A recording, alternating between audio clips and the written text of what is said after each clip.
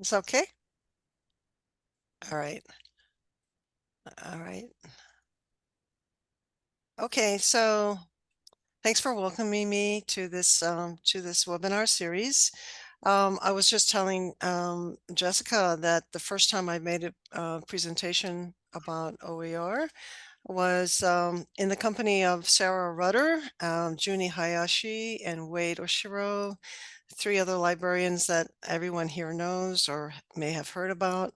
And this was at HLA, I think it was in 2015. So I was just recalling that.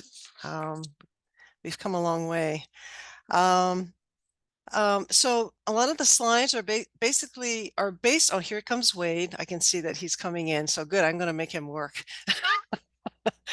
Um, these slides are based on the questions that Jessica and the Next Steps Committee kindly referred to me.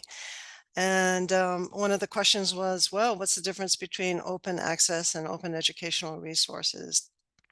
So I'm going to kind of use some of the general definitions that are ascribed to by the United Nations, because there are many versions. And of course, I will use a more vernacular definition a little bit later on as I talk about open educational resources. But open access is basically, according to the 2003 Open Access Berlin Declaration, it encourages the online distribution of knowledge in the science and humanities.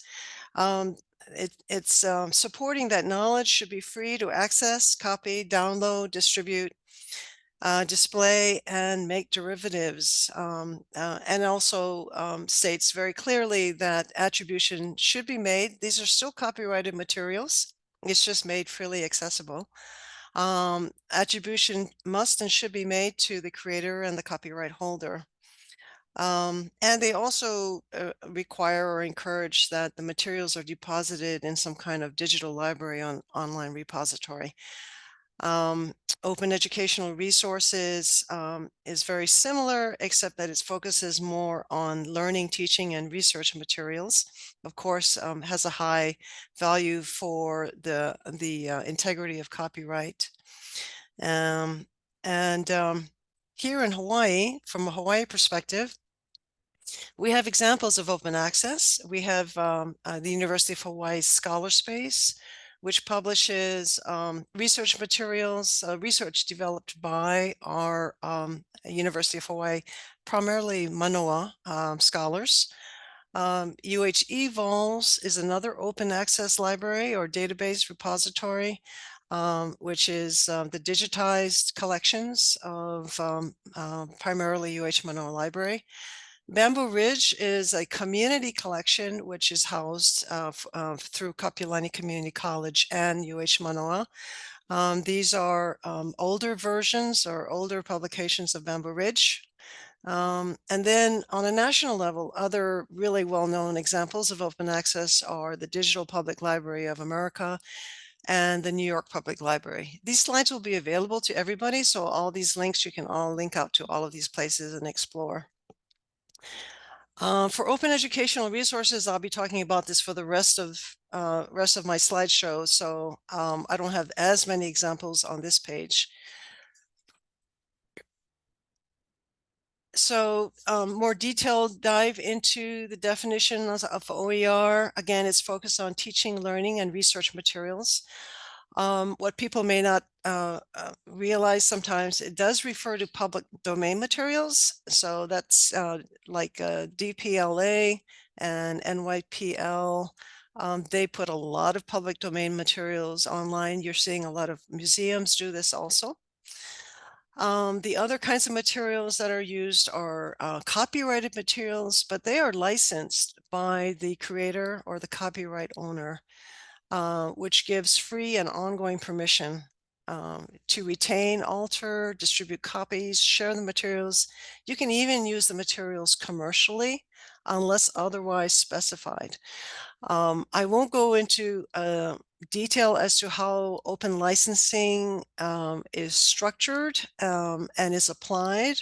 There is a teaching resource that's later on in this slideshow where you can go to and teach yourself how open licensing is actually executed. But it's hugely successful around the world, and there's billions, probably billions of learning objects on the internet that's accessible to everybody using these kinds of licenses, so that anybody who wants to use something can determine upfront what permissions the creator has provided for the use of that material. So the other thing that goes hand in hand with open educational resources is open pedagogy. You see a lot of this happening in academics, where instructors learn the techniques to work with their students, where students can participate in the process of creating or modifying open educational resources that can be applied to their schoolwork. So they'll get homework assignment benefit from this, but they're also creating something that's permanent and long-lived.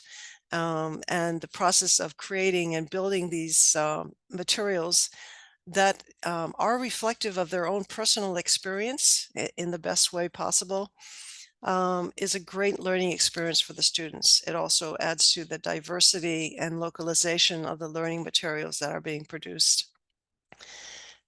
I know that there are a few OER people in the room, so anybody can jump in. I'm encouraging. So what does the timeline? So in the 1990s, of course, the internet popped up, and World Wide Web, the visual interface that made the internet so much more easy to use.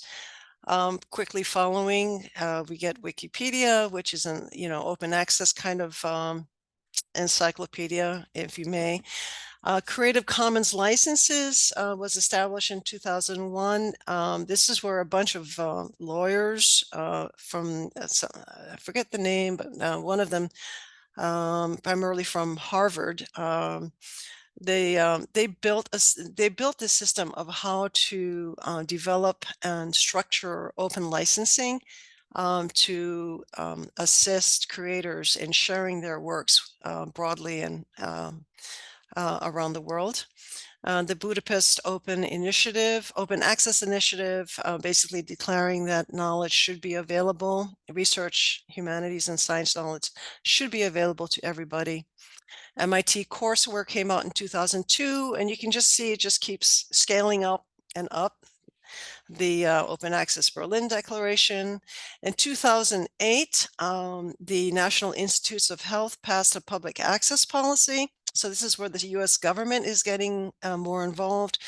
The reasoning was, well, we're using US tax dollars to fund all this research. We should make this knowledge accessible to everybody, to our public, and because it's on the internet, it's accessible to the world. So the US government is starting to get more involved. And then by 2019, the UNESCO General Conference adopted the UNESCO OER recommendation. And all of these acts are an acknowledgement that people should have access to knowledge. This is something that librarians know already. People should have access to knowledge. They should be able to use knowledge in the way that best, suits them, suits their needs.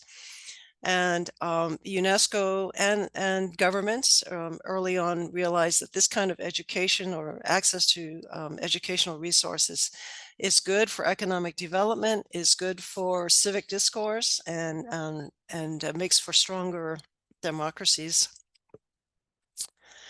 So how did academic librarians get involved? I see Karina coming in, yay.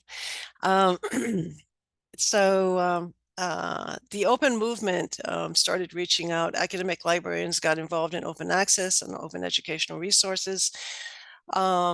We happen to be sitting in these same research libraries that these open access enthusiasts are working, and The skill sets that we bring to this is many of us are already working with instructors.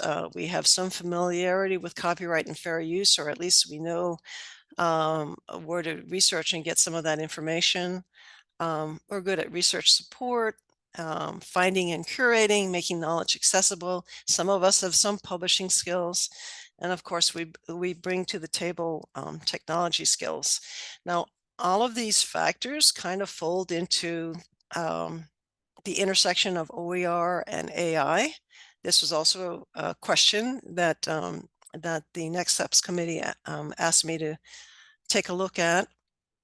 The first link here is the artificial intelligence and the future of teaching and learning. This was put out by the National Department of Education, Educational Technology Department. And so this is a very interesting article about how artificial intelligence can be used in a responsible way. How can we leverage this technology? It's almost inevitable at this point.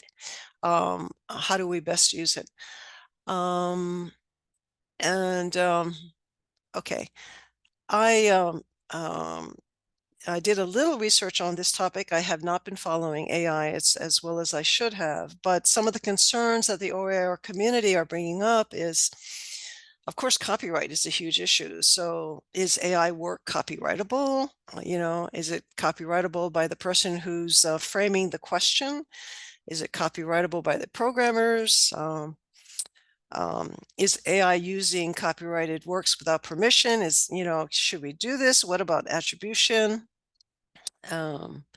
What about the internet biases that are generated by the training data that's used? And these questions, admittedly, are all being asked at a time when AI tools are evolving very, very rapidly. And the law is just not, it's not it's not caught up yet. It's going to be a while. There's so many cases in court right now that are addressing these very questions. So things are very much in flux. It's a very exciting time, I guess, if you like a little bit of chaos and a whole lot of room for creativity and new things. The second link, which I highly recommend, exploring AI in open education context. Now, this is a positive perspective. This was put out by Open Oregon, who's a major player in open education in the country.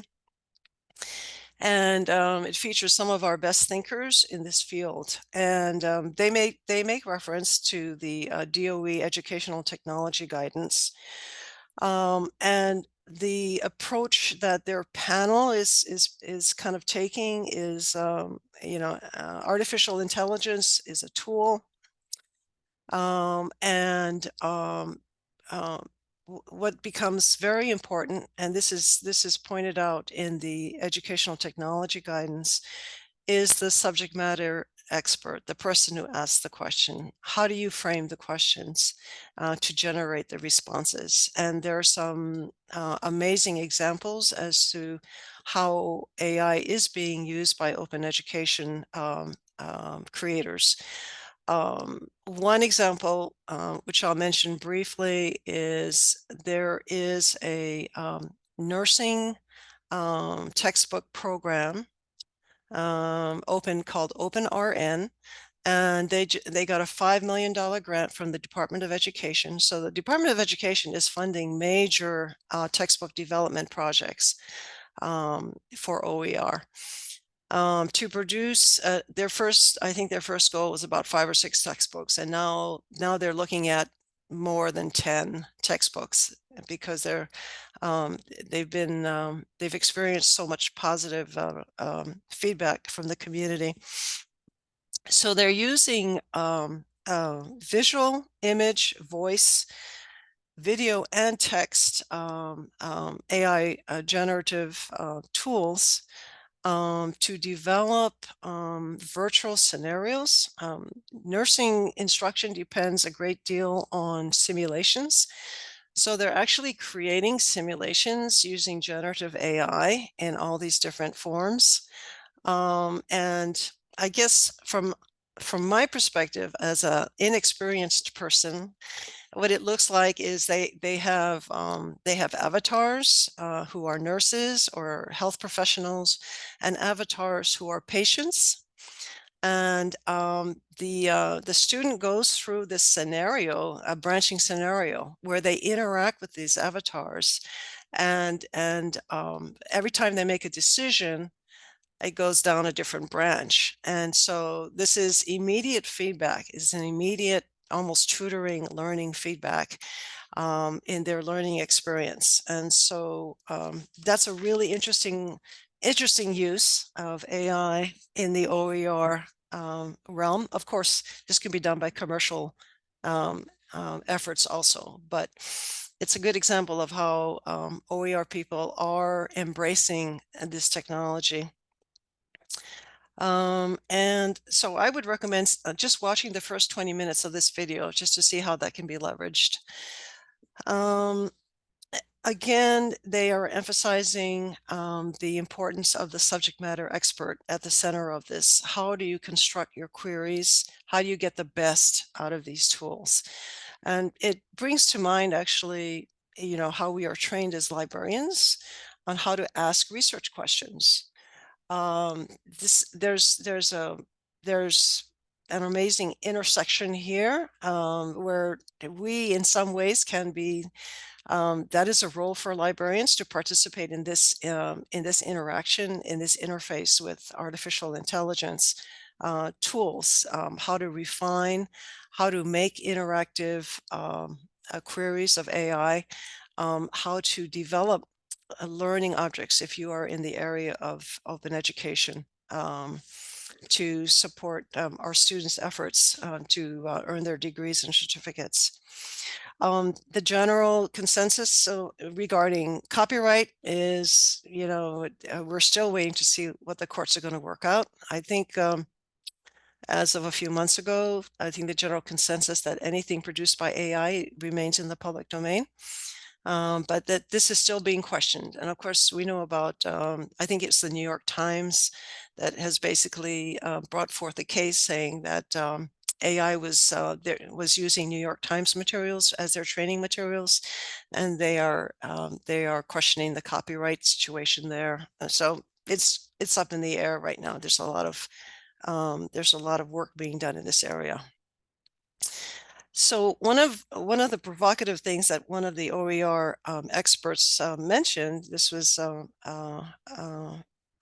David Wiley, was he felt that he's an old OER leader. He was there from the beginning. That the internet largely eliminated time and distance as barriers to education. Generative AI has eliminated access to expertise. So he's asking, if we have the right people asking the questions in the right way, then we have access now to expertise in a way that we are just starting to imagine. So for the University of Hawaii, let's see, we started looking at this subject in the spring of 2014. This is when our high-level administrators at the UH system level brought in Cable Green, who is an advocate from the Creative Commons effort, to come and talk to all the chancellors and the provosts of all the campus leaders. A few of us were designated by our chancellors to continue working on this subject. The community colleges, basically Leeward and Kapi got together, and we developed a pilot project. We decided to go with a textbook zero or $0 strategy instead of strictly an open education resource strategy. Probably because we were 4 librarians having a meeting and thinking, how can we leverage the library resources that that we're spending zillions of dollars on anyway, to make it to assist with reducing the cost of textbooks for our students. So we went with a textbook $0 strategy rather than strictly open educational resources. So that means we have openly licensed materials. We also work with public domain materials. We also work with copyrighted closed licensed materials that are obtained by our libraries for the use of our students. I'm happy to report that savings to date, our community college students have saved more than $21 million in textbook costs. One of the major problems that this addresses is research after research has found that your average student in your average commercial textbook kind of environment, 60% of the students, and this was reconfirmed like 2 years ago, 60% of the students will not buy the commercial textbook. They can't afford it. Even a large number of students, especially those on financial aid, will not get their textbooks on the first day of classes. So the ability to have course materials available on the first day at zero cost is of huge benefit. You will find that the pattern is across the country that community colleges tend to get more courses and more students in OER and TXT0 programs than 4 years. Because a lot of community colleges, well, we're open access, and we have a percentage of students who are Pell students that are on financial aid, are part-time students, and so this is a huge benefit for them to help them achieve their academic goals. What we're finding is that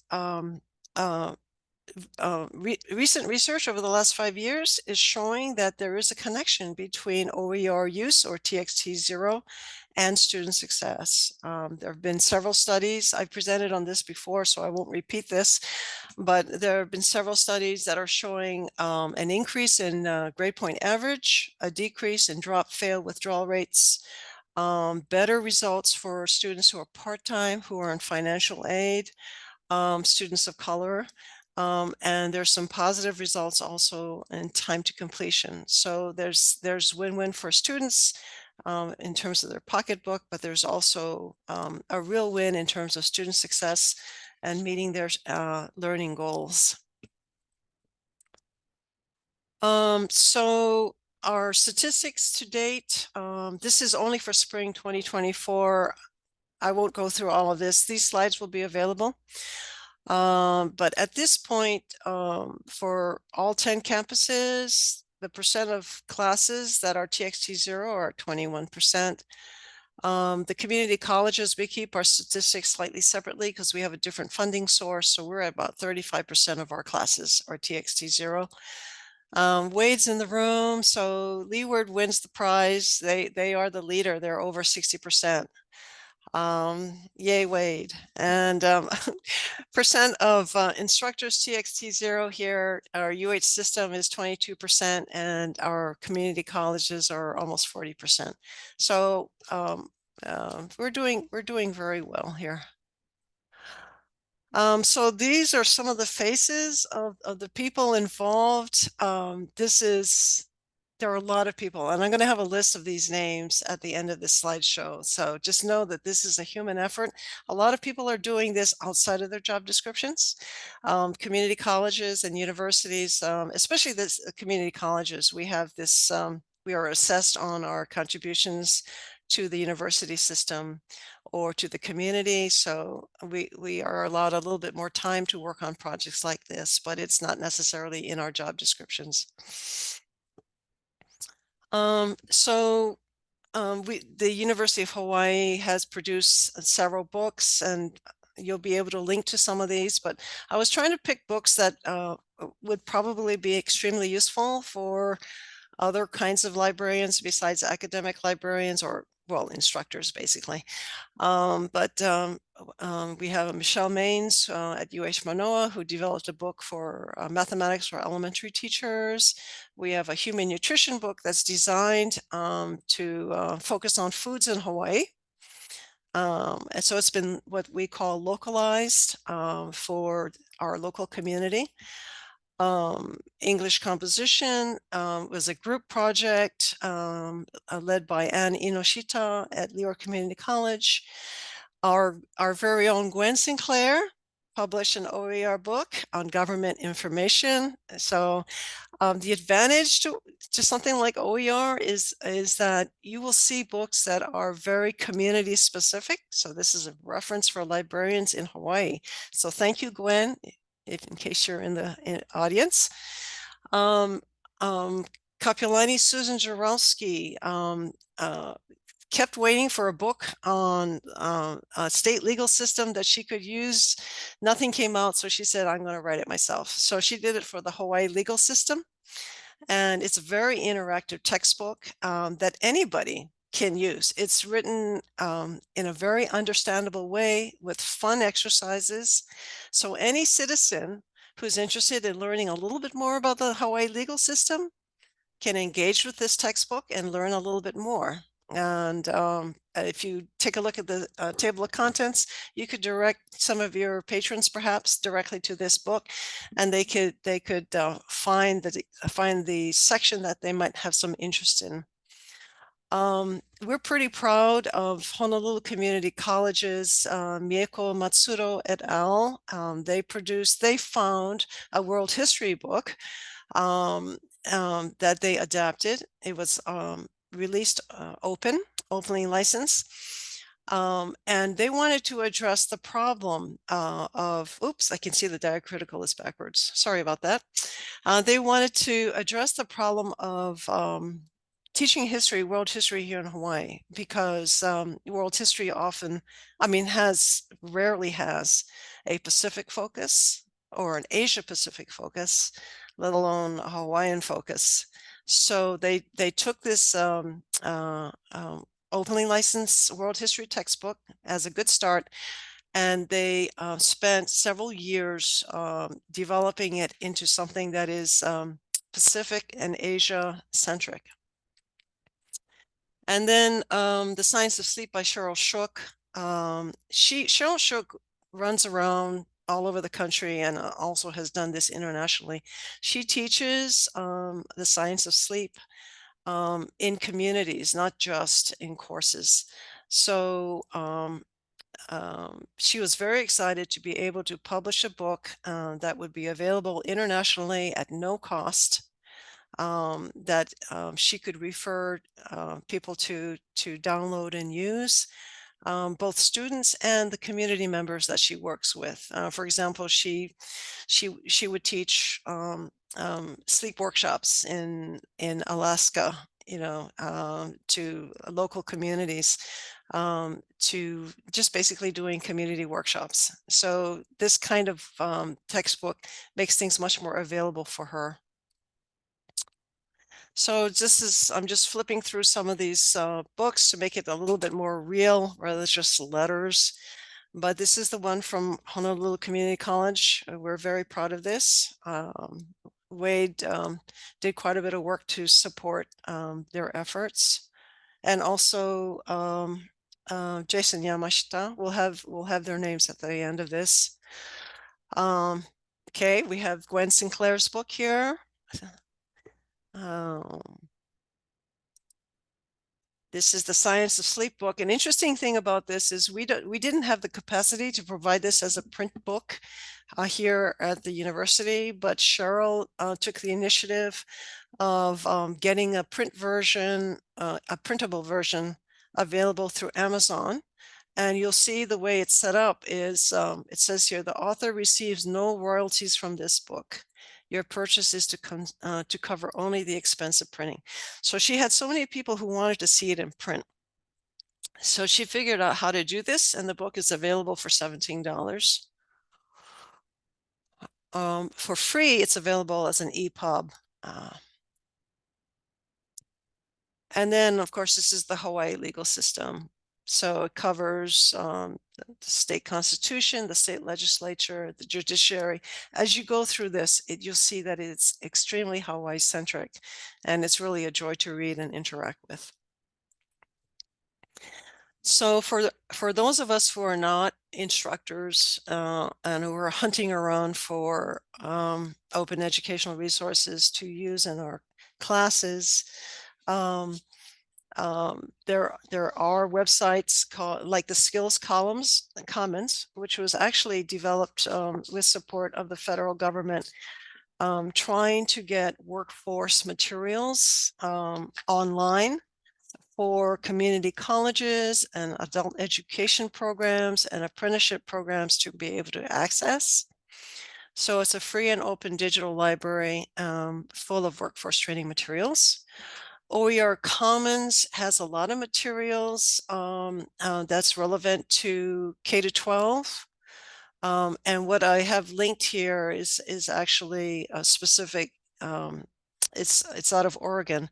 They specifically focus on K-12 materials. OpenStax, which is a subsidiary of Rice University, has a section on textbooks that are developed for high school. And then the Open Textbook Library is also a great referatory. It's a referatory. It doesn't really have the objects themselves, but it has more than 1,000 books that have been developed around the country that people can find references. Some of these sites have useful search features. For example, I just called it an audience feature, a filter in OER Commons. So you can see if you're an instructor or if you're just a reader, you know, for instructor here, you got community college here, you have high school, middle school, you have graduate level, adult education. There's a range that will help you filter the kinds of learning materials that you might be interested in. And there are many ways to search, but just use Google Advanced Search. That's one basic tool that's very helpful. If you use Google Advanced Search as a drop-down, you can search by legal. Okay, so it says last update, site or domain terms appearing file type. Oh, usage rights. Here we go. I'm sorry, the drop down dropped up. So you can search by usage rights. So there's many levels of openness. Some materials are free to use or share, or some can be used even commercially. Some can be used as to modify. So if you are developing or modifying, this is a great way to search for the materials that will satisfy your needs. If you're just a reader and you just want to download something and make a bazillion copies and share them out, then this is also a way to find something. And here's just a few OER web pages and LibGuides. Libraries across the country are making LibGuides to guide you to whatever subject area that you're interested in. If you are working at your library, think about your community, think about the subject areas that your community is interested in. Search for your relevant subject matter and look at the LibGuides that all the different universities and community colleges have put out there. This is just a very small selection of resources. And I would like to do kudos, make reference to all the librarians. There are a lot of librarians who are involved in this work, alongside now instructional designers and faculty and also system administrators. But all these wonderful people have put time into this effort and have helped to build OER here, not only at UH, but we have Stephanie Robertson at Brigham Young. and hopefully, we'll just continue to grow this for the state of Hawaii. And I wanted to make this interactive, but I can see that I talked for 40 minutes anyway, so we wouldn't have had time maybe to make this interactive. But here's some questions that I'd just like to throw out. I haven't been following chat. I asked Jessica to help me keep track of them. But think about how can your library tap into OER resources? How can your community benefit from access to public domain and openly licensed knowledge and teaching?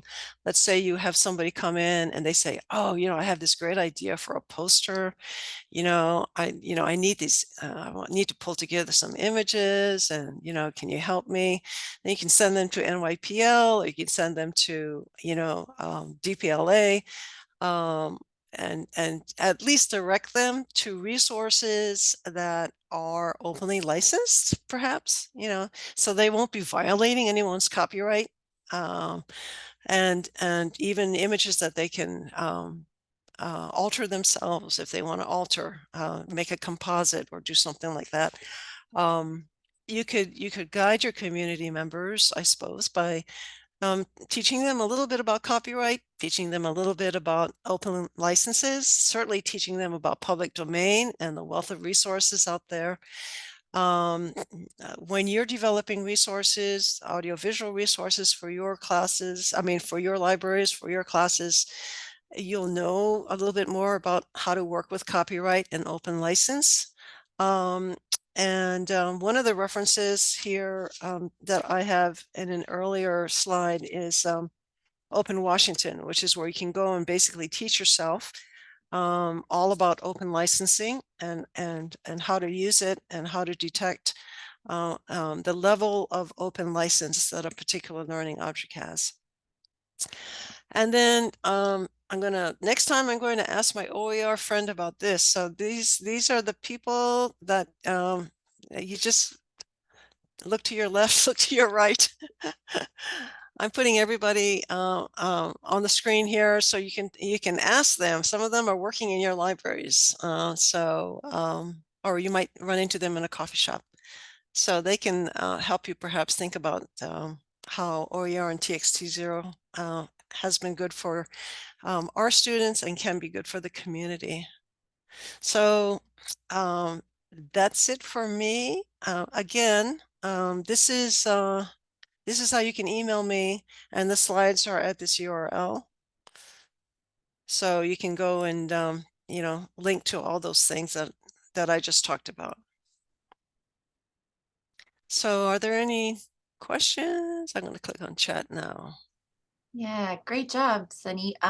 Been monitoring the chat. We've had a lot of kudos and great work and nice job, and you're an inspiration. And yes, I'm going to get that into the chat. Just typing it now. Oh, okay. I could have done that, but okay, No go ahead. problem. Yeah. Oops. Yay. Here we go. Yeah, that Okay. was a really great overview from the very beginning, Sunny. I didn't realize, 2014 is when we really kicked it off in Hawaii. And is it difficult for the process to get your materials into the public domain? Yeah. Let's see. Well, the public domain, the question of public domain, something can be public domain if the copyright runs out, or and there's rules. 70 years after the death of the author is one giant rule. But there are many. So many times, a creator will say, "I want to put this. I'm contributing this to the public domain." So it's not even, you don't even have to make attribution to me. So there are objects, forgive me for using the word objects, it's just kind of lingo, but there are learning materials and knowledge materials and research materials that are available that have been donated to the public domain or have fallen out of copyright. And there's a process for determining that. There's actually some tools like Copyright Genie and other kinds of online tools that have actually, some of them have been developed by affiliates of the American Library Association. So that helps you to determine what might be copyright free or what might be copyrighted. So if I usually I'm working with instructors, so they're creating something brand new, so it is copyrighted. And so, but they might come to me and they say, well, okay, well, I really want, I want to share this with everybody and I want people to be able to modify this, but I don't want them to sell it. So then I'll set up, I'll help them set up a license so that it cannot be used commercially. But it makes it very clear that people can download, copy, share, even modify it, but they can't use it for money. So, Great. and okay, and Wade and Karina are in here. So, do you folks want to add anything? Hello. While Okay. they're thinking, we have one question from Okay. Pam. Do you have any resources on quality control for OER? Yes. Well, probably the best way to in the production of OER is to go through a peer evaluation process, and we Mm. encourage our developers we encourage our developers to get their materials peer reviewed. Right now, the community colleges have one system of training. We have an asynchronous OER course that we're running in our learning management system, Laulima or Sakai. And so that's one of the things. And we also have a OER development and modification award proposal process. So one of the things that we encourage when they apply, one of the things that we encourage when they apply is that they get their peers to review the materials.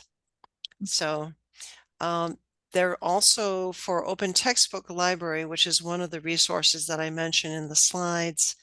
They encourage open reviews. So you can take any of those books and you can submit a review. I think it's through universities, right, Wade? Wade knows this more than I do. So you can submit reviews of the books, and they encourage reviews from colleges and universities. There you go. There goes Wade.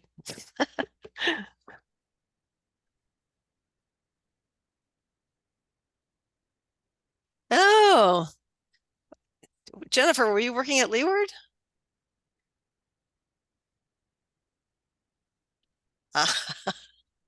Hello. Okay, yes. That's where I probably met you. Yeah. Um, that's great. I mean, like our students are amazing, are really amazing. It's so good. And the some of the people that I listed as librarians, I should have listed you, Jennifer. I didn't know.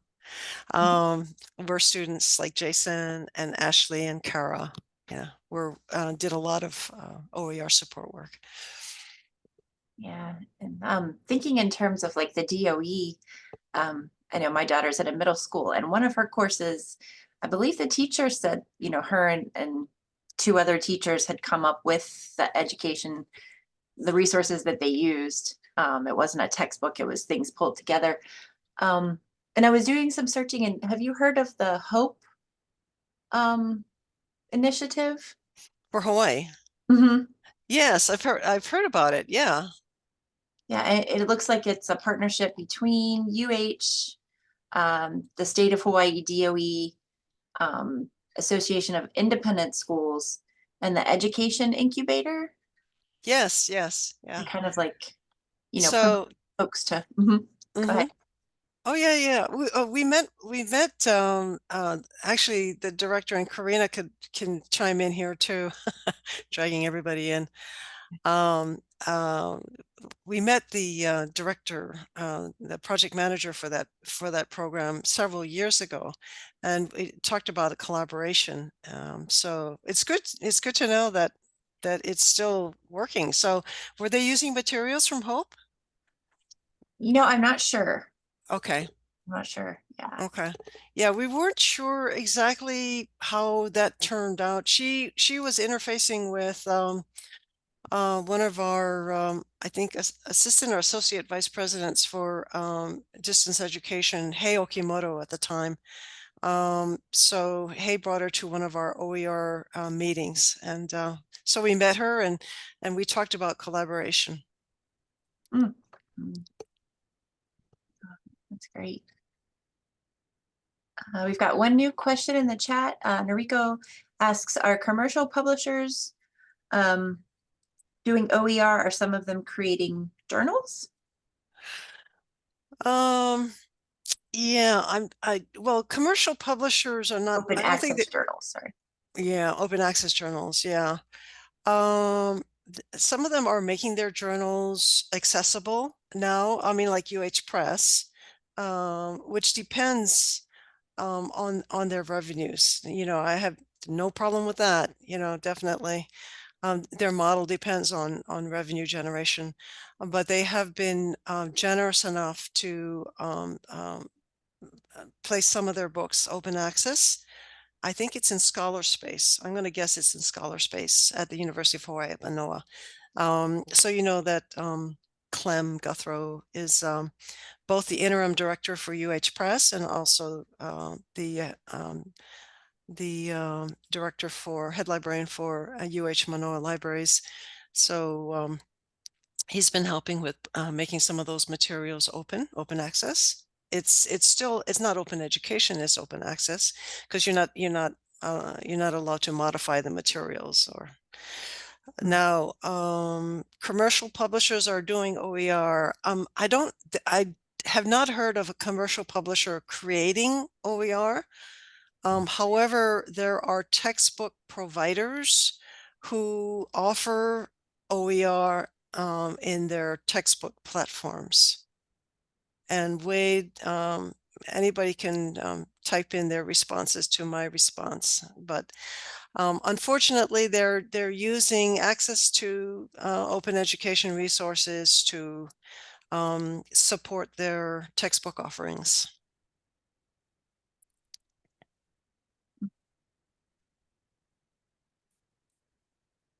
Thanks.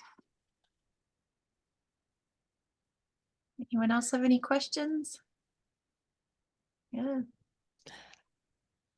Do any of the librarians in public libraries or school librarians, do you have any thoughts about how they could possibly leverage something like this, a resource like this? Well, this is me asking the question.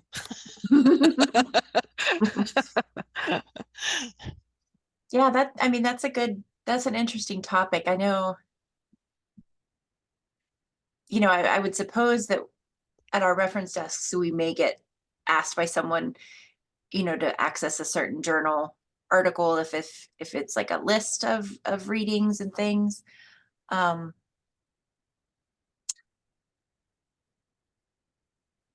yeah, but I'm trying to think of other ways we could kind of participate or dovetail into what your initiatives are. Hmm.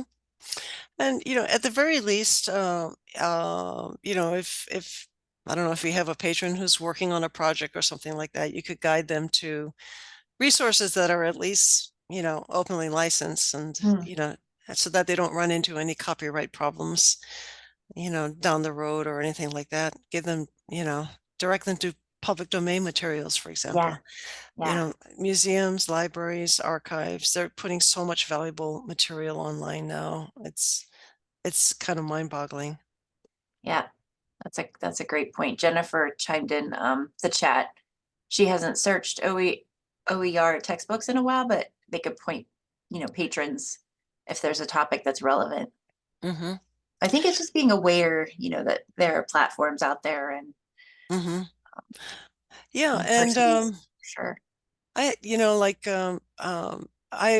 had a situation where somebody was going to apply to optometry school in the mainland, and she had just taken a few anatomy and physiology classes. She didn't want to take a class again, but she needed to, refresh, do a refresh of her anatomy and physiology knowledge. So she used the OER textbook that we had in our library to, to kind of refresh her learning. Because a lot of the textbooks now that are being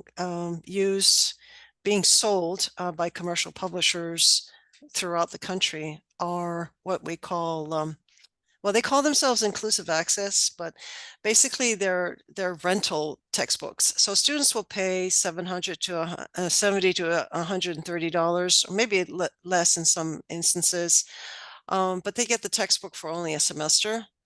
This was an instance where this could be thought of almost as a workforce kind of a situation where somebody had to bone up on their anatomy and physiology before applying for a particular school. And so it was really helpful for them to have access to free materials to do that studying. Yeah, and Yeah. you get a sense that a lot of the push for OER is due to financial, costs of materials and even the databases and Mhm. it's, I mean, I remember what it was like for textbooks when I went to school, but now it's like crazy expensive. Yeah, yeah. And one of the things that Wade's doing a lot of work in is really adding in the Hawaii place of learning aspect, and bringing in diverse voices. Mm. Charles Shook in her sleep textbook kind of kind of makes the point that uh, that there is it's important to have good proper sleep education for people of all backgrounds, and there are a lot of people who are really trying to include the local and the local perspective. Representation is really important. So the beautiful thing that's being done with textbooks is that our students and our public are seeing themselves in these books. There you go. And there's Wade's comment. As an academic librarian, our advocacy for OER training faculty and helping faculty adopt, modify, create elevates our expertise and value to the institution. So yeah, that's my mantra. I'm always going, this is a great way. This is a great way for academic librarians to really show our institutions, the kind of contribution that we can make to student success. Um, my PhD was basically on the adoption of technology. And, in the late 1900s, early 2000 timeframe, I think, or just there was a problem with, nobody knew how to use IT. And they said IT would be really great for corporations, but there wasn't a real connection. No one knew, IT people did not know how to speak to CEOs. CEOs did not know how to speak to IT people. And so there was this researcher, Bryn Jolson, who came out with I believe, a seminal paper that said that IT people need to learn how to communicate with the leaders of their institutions so that the leaders of their institutions will understand how they can leverage IT skill sets and technology to advance their institution's goals. And so OER is a fabulous way for librarians to show the public or show their institutions how they can leverage libraries and library skills to advance the goals of their institutions.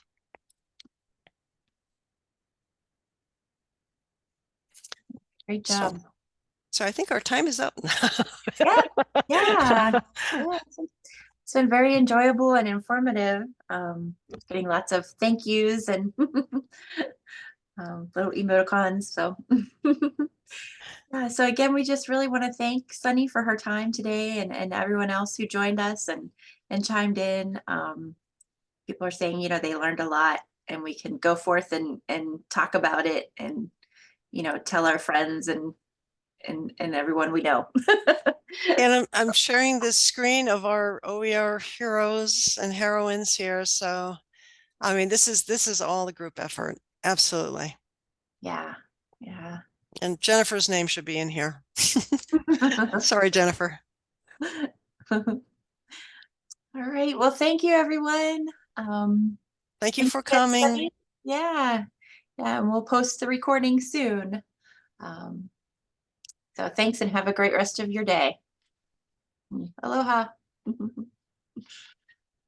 Bye-bye. Thanks, Jennifer. I'm gonna go out, right? Unless you want to talk about anything or Yeah, no, great job. That was wonderful. okay. Thank you. Yeah, thanks for your time. All right. All right. You all take care now. Have a You good rest of too. your day. Bye. Bye-bye. Bye.